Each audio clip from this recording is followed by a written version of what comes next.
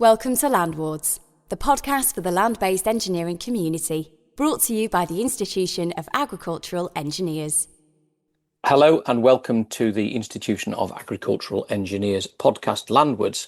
I'm your host, Andy Newbold, and I am joined today by a long-standing dear initial work colleague, drifting into friend, I'm going to say, David, without giving too much away today. David Whattoff, who is country manager of METOS UK. Hello, David. Hi, Andy. Are you well? I'm very well, thank you. And thank you for joining us. And thank you for taking a bit of time out to tell us a little bit about your journey.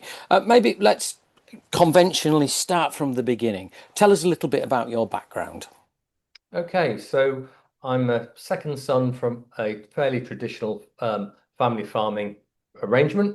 We are born in the late 60s, and the reason I sort of mentioned that is because of I think small, relatively small 400-500 acre family farms were the thing. I mean, coming up our street towards our home farm, there was at least 3 or 4 families who had a similar size farm and similar size outgoing, and we were, part of that rural community. We then very much, I was just completely passionate about doing the farming. It's all I ever wanted to do. I then, over a period of time, finished school and went to college and got on the tools. Got on the tractor, as it were. And then where did that lead you? Because presumably you were farming with your father. Yeah, completely. So, I mean, on the farm we had my father and myself, my elder brother. He joined the army and was having a successful career there, and we sort of typically worked shoulder to shoulder. I always enjoyed the sort of the mechanical engineering piece of it, and more so than anybody else really in the family. I was always certainly in my younger days found taking things apart and not quite know how to put them back together again.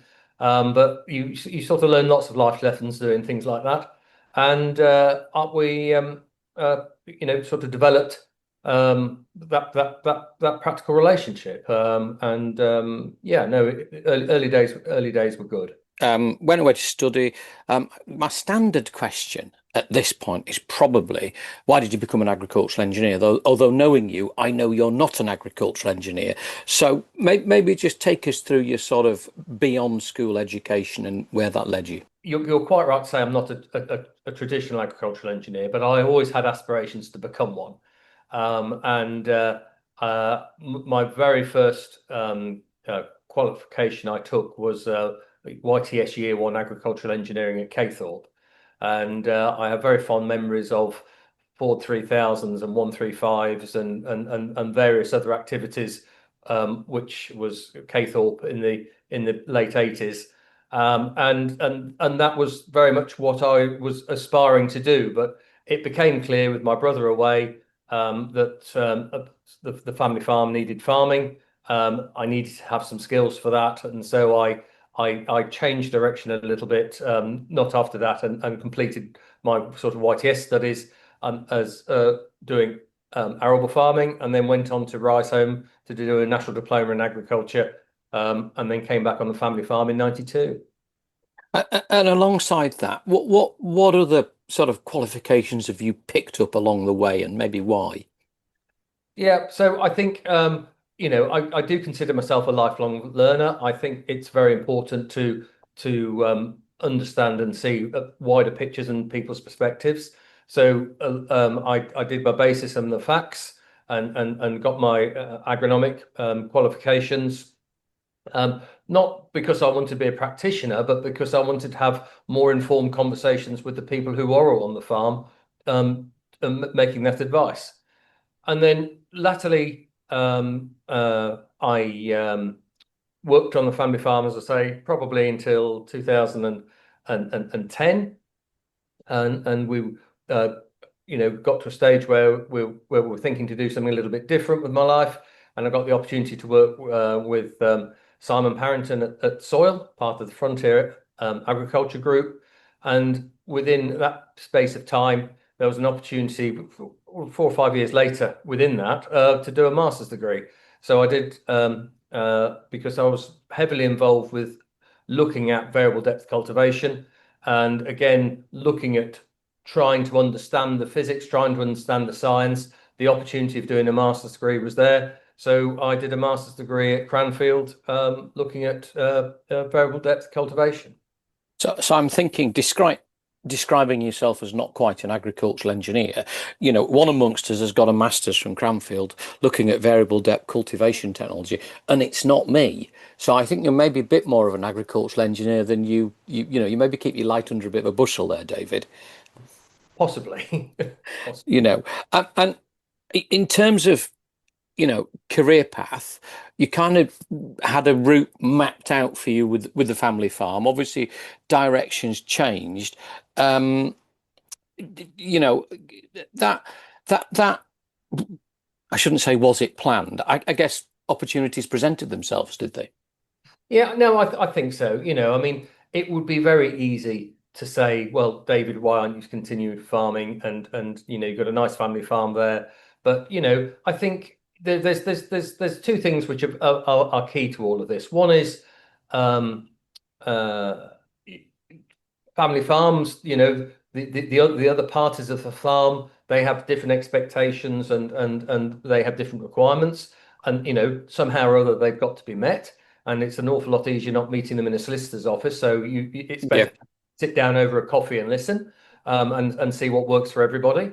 And the other thing is, just have, if you've got a bit of an itch in your life and you need a bit of a scratch, then it's got to go for it. And I did an NDA, a national diploma. It was a great qualification. It served me well, but I always felt that I could do higher education, and it was a bit of a professional challenge. And I think what I found most fascinating about it really was understanding the science was great, but it was all the soft skills which came with it. The sort of the analysis and the reporting and the and dealing with academics and researching And the structure. I found an awful lot of value in that, because if you're not trained to do it, you just think, well, it's not for me. But once the penny drops with the structure, and you can then start to build some research around it, you can then start to generate some answers. It serves you very well. So I would certainly encourage anybody who feels as if they want to do some higher education. Their opportunities are out there, and if you find the right subject which you're passionate about, then engaging with it and dealing with it becomes yes, it's definitely a challenge, but extremely satisfying. Extremely satisfying. Yeah, and I think it's quite interesting. I listened to you talking, David, and there's an implicit recognition that you're not the finished article. Yeah, I think that's fair. I think that's fair. It's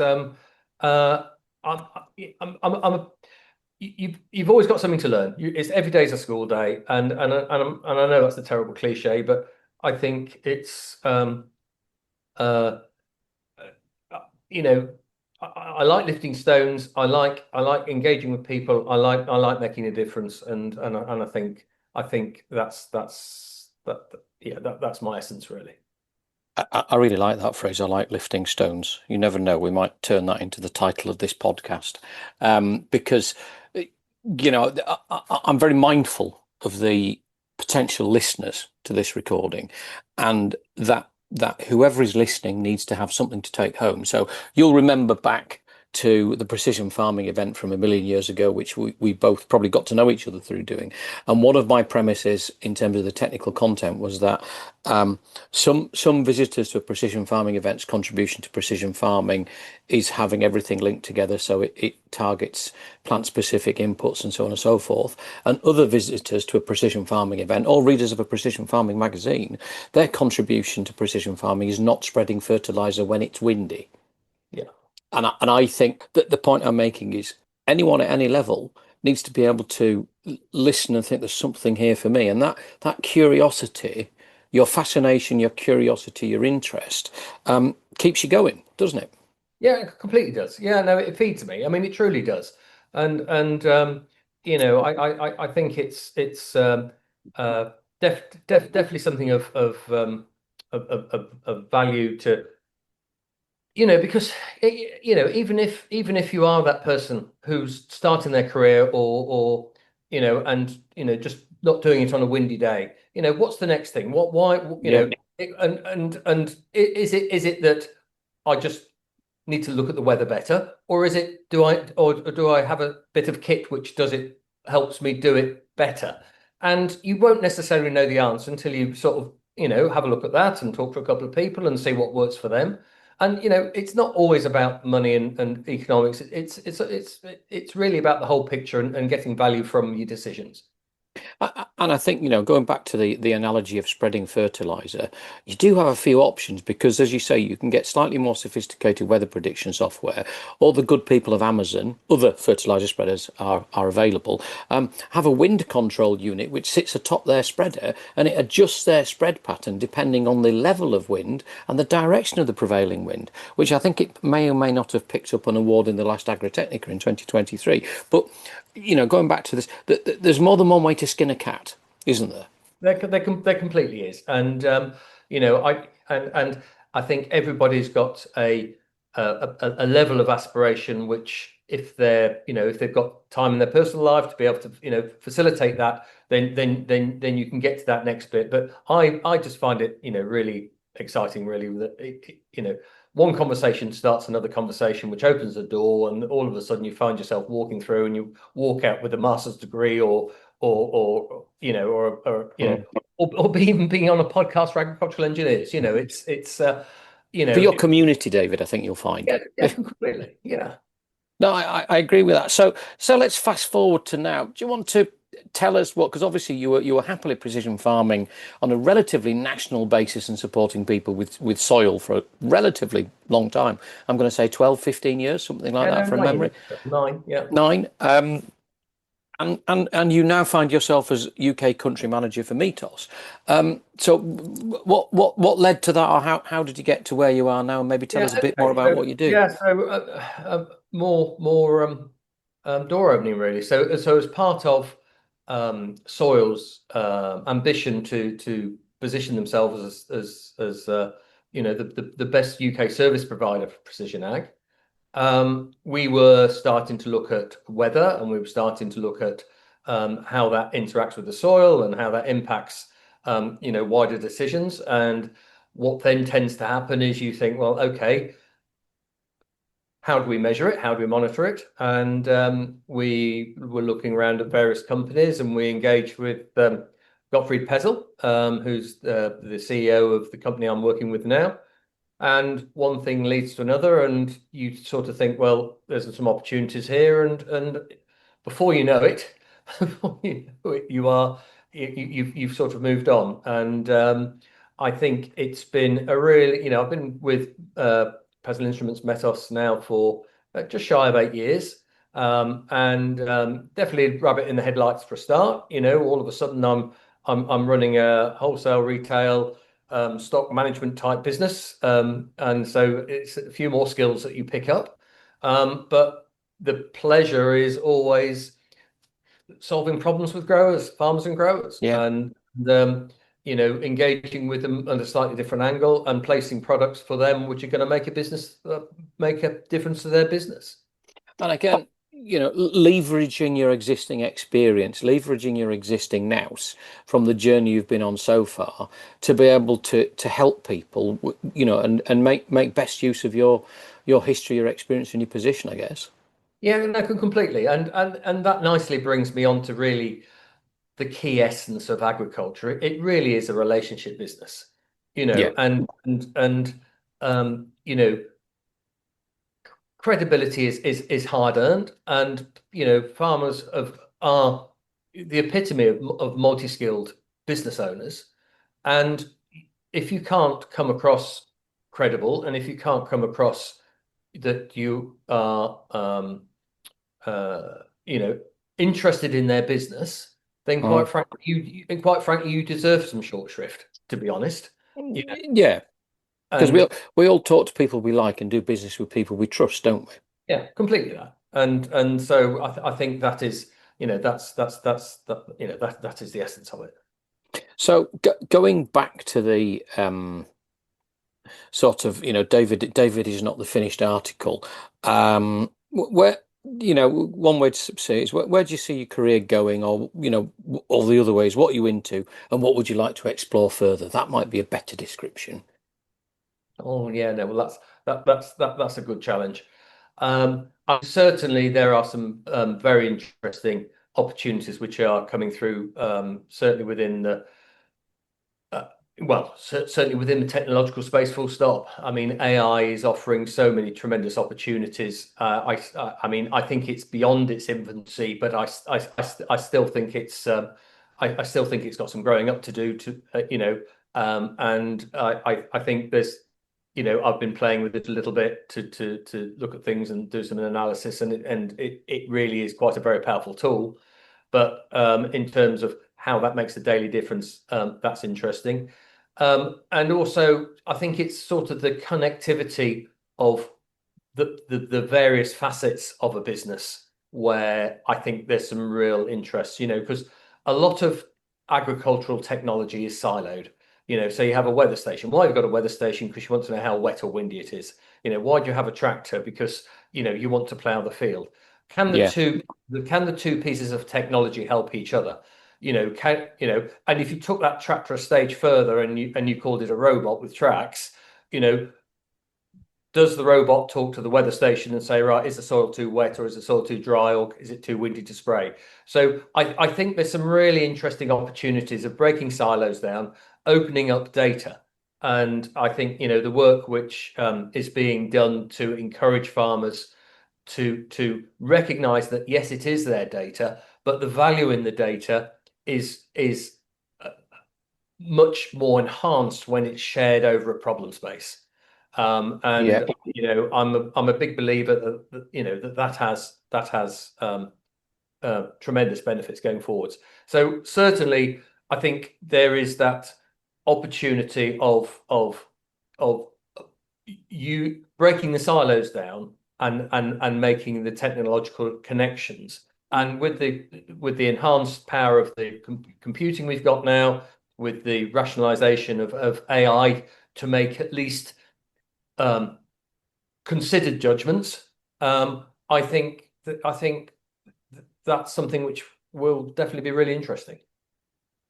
Yeah, and I think that sort of segues into my not necessarily my final question, but we're inching towards the and finally territory of what are the big issues facing agricultural engineering, facing technology provision in agriculture? Yeah, I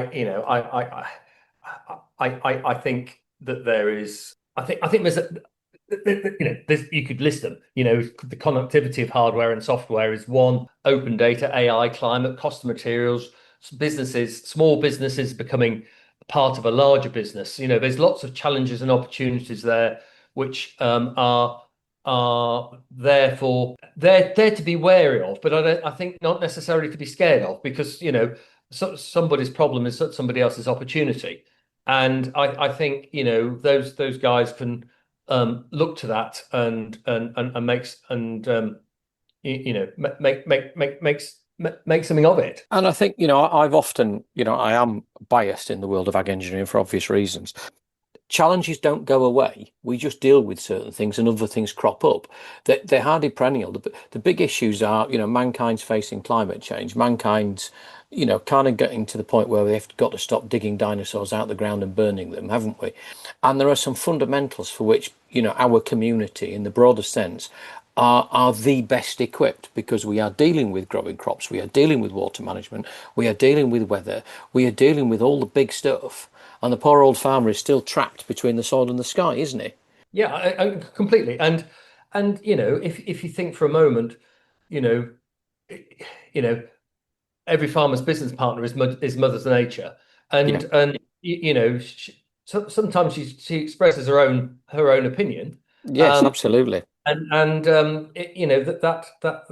can be a challenge. But I think genuinely, I think things can be mitigated. I think the climate challenge is something which is the changes I've seen with the climate challenge are those who are really at the sharper edge of that. So the Canadian plains, some of the hot spaces in Australia, some of the people I've had the privilege of working with, they're using soil moisture probes not to see how wet the soil is, but when to start spending money on additional inputs. And Yeah. that hasn't quite hit the UK yet. But I have spoken to a number of growers on some very light land out in the east.